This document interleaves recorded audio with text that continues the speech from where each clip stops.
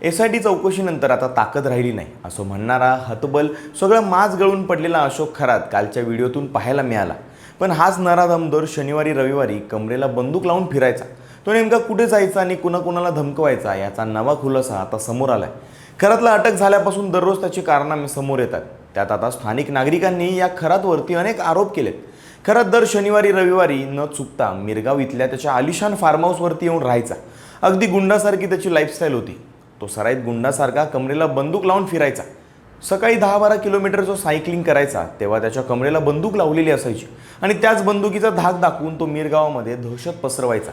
त्याच्या दहशतीमुळे कोणीही त्याच्या विरोधात तक्रार केलेली नव्हती। याच दहशतीच्या जोरावरती खरातने परिसरातल्या अनेक गरीब आणि अल्पभूधारक शेतकऱ्यांच्या जमिनी बळकावल्याचा दावा मिरगावकर आता करतात।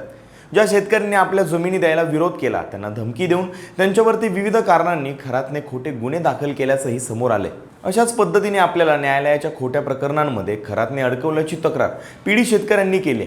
इतकंच नाही तर या भोंदूबाबाने सिन्नरमधल्या मिरगावमधल्या ईशान्येश्वर मठामध्ये अनेकदा मिरगावकरांना बनावट साप आणि वाघ दाखवूनही घाबरवल्याचं समोर आलंय।